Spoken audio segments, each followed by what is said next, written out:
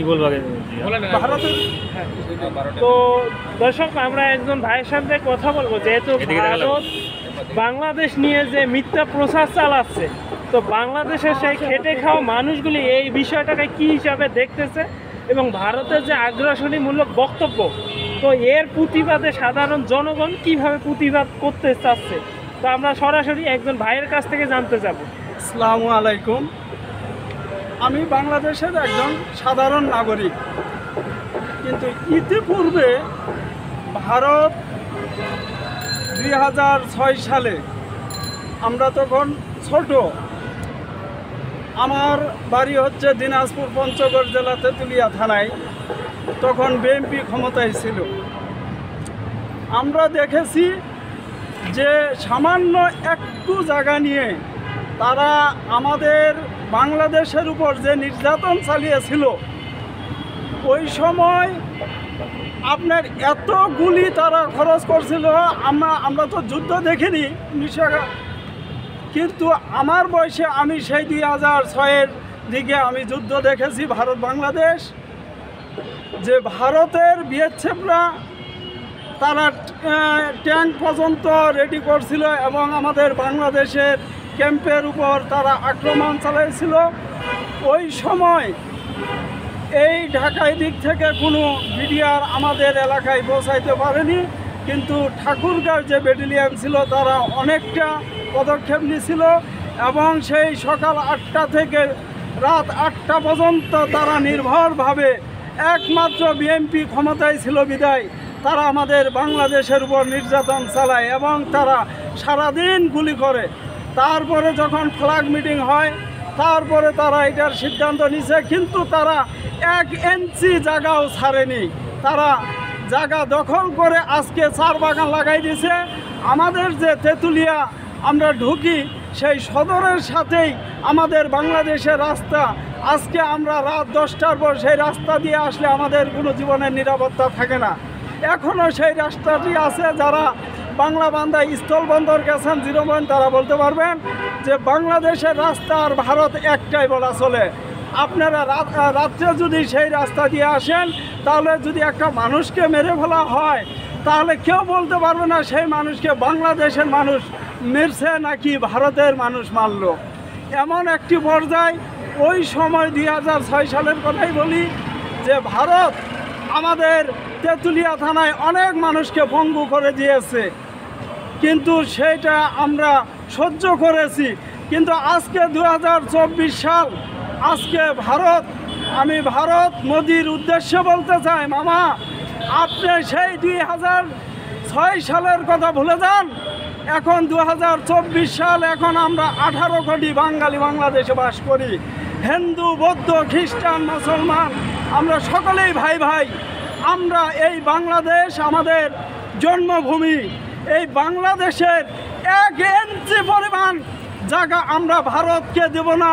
প্রয়োজনে যুদ্ধ ঘোষণা করব। আবু সায়েদ আমাদের রক্ত দিয়ে বাংলাদেশ স্বাধীন করেছে, প্রয়োজনে আবু সায়েদের মতো 18 কোটি মানুষ আমরা রক্ত দিব, বুক পেতে দিব, কিন্তু বাংলাদেশের 1 ইঞ্চি জায়গা দিব না। আমরা বিভিন্ন মিডিয়ায় সংবাদে খবর পাচ্ছি যে আমাদের চট্টগ্রাম নাকি তারা নিয়ে নিবে। আরে মামা, শিয়ালের মতো 100 বছর বাস না করে আমরা সিংহর মতো একদিন বেঁচে থাকতে চাই, কিন্তু ভারতের সাথে আর আমাদের কোনো আপোষ হবে না। কারণ ভারত ইতিপূর্বেও আমাদের শত্রু, এখনও তারা শত্রু। কারণ ভারত কিসের জন্য অহংকার করে যে তারা কি বড় জঙ্গলে বাস করে? তাদের তো জানা উচিত বাংলাদেশ যদি একটা ছোট জঙ্গল, কিন্তু সেই জঙ্গলে বড় বড় টাইগাররাও বাস করে। হ্যাঁ, বড় বড় রয়্যাল বেঙ্গল টাইগাররা সেই বাংলাদেশে বাস করে। আমি বলতে চাই মামা, ইতিপূর্বে যা কিছু করেছেন আপনারা ভুলে যান। এখন বাংলাদেশ 18 কোটি মানুষের দেশ। এখন এক একটা মানুষ, আমাদের বাংলাদেশের এক একটা সৈনিক ভারতের 10,000 সৈনিক সমতুল্য। আপনারা কিসের গর্ব করেন? আপনারা কি ভাবেন নিজেকে? আপনারা হাতি? আরে বেটা, এরকম হাতিকে একটা পিঁপড়াই দমন করতে পারে। আপনারা আর আমি এই বাংলাদেশের একজন সাধারণ নাগরিক হয়ে আপনাকে বলতে চাই, আপনারাও ভালো থাকেন, সুস্থ থাকেন, শান্তিতে থাকেন। আমাদের বাংলাদেশের মানুষকেও সুখে শান্তিতে থাকতে দেন। আমাদের উপর আর কোনো নির্যাতন চালাবেন না। আরও যদি আপনারা পেঁয়াজ, গরু এগুলো যদি বন্ধ করে দেন, আপনাদের ক্ষতি হবে। আমাদের বাংলাদেশে একটা 7 বছরের শিশু 30টা রোজা দিতে পারে। আপনার ভারতের পণ্য নিয়ে আমরা কেন চলবো? আপনাদের ভারতের পণ্য আমরা বর্জন করলাম। আমি সারা বাংলাদেশের 18 কোটি মানুষকে অনুরোধ করব, আমরা ভারতের পণ্য আজকের পর থেকে আমরা বর্জন করলাম। আমরা ভারতের কোনো পণ্য ব্যবহার করব না। আরে বেটা, এক রাস্তা বন্ধ হলে 70টা রাস্তা খোলা আছে বাংলাদেশে। আপনারা কিসের অহংকার করেন? আর পৃথিবীতে কি কোনো দেশ নেই যে শুধু ভারতের উপর নির্ভর করে আমাদের চলতে হবে? কেন চলবো? ইতিপূর্বে চলেছি, সেটা কোন কারণে চলেছি একমাত্র আপনি জানেন। আপনার জানা উচিত যে একটা মানুষকে ভালোবাসতে যেয়ে এই 18 কোটি মানুষকে শত্রু বানাবেন না। আপনার কাছে যদি সেই একজন মানুষের মূল্য বেশি হয়ে থাকে, তাহলে এই 18 কোটি মানুষ কি হাওয়ায় উড়ে যাচ্ছে? তাদেরকে ভালোবাসেন। আমরা চাই ভারত আমাদের প্রতিবেশী দেশ, আমরা তাদের সাথে কোনো শত্রুতা, কোনো অনৈতিকতা করতে চাই না।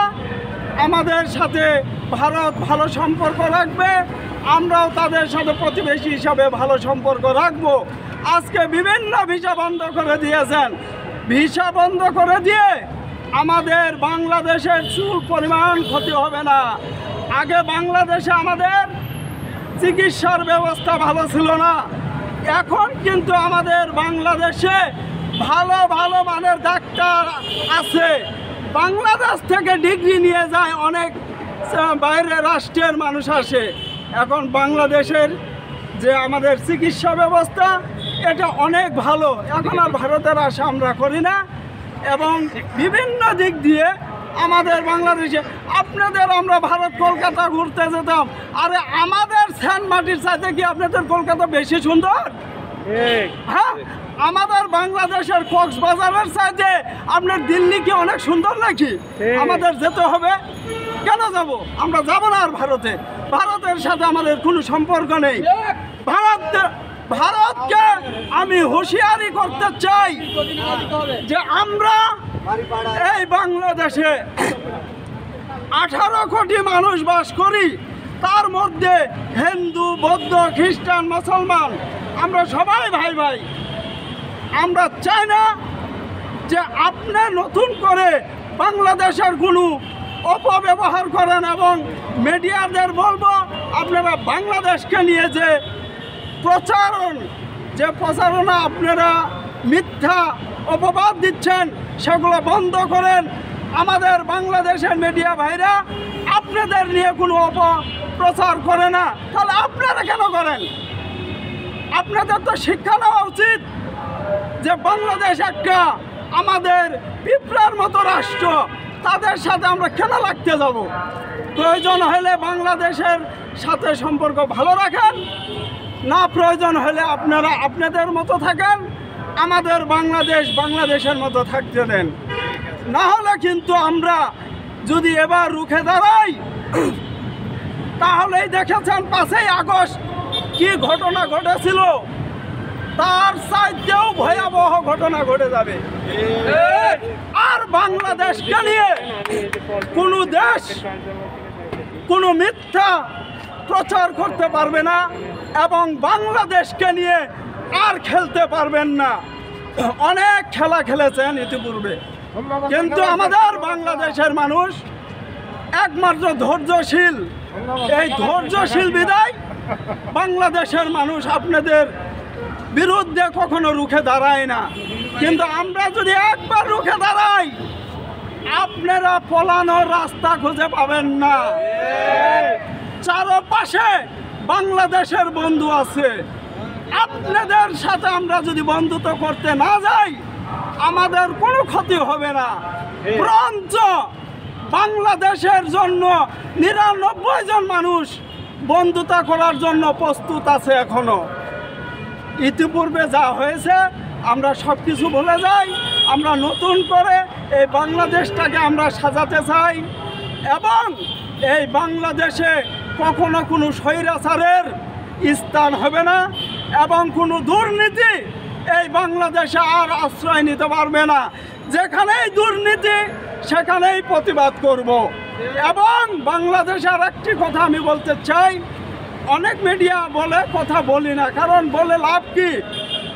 এই যে দুর্নীতি, একটা রিক্সাওয়ালার কাছ থেকেও আনসাররা 5 টাকা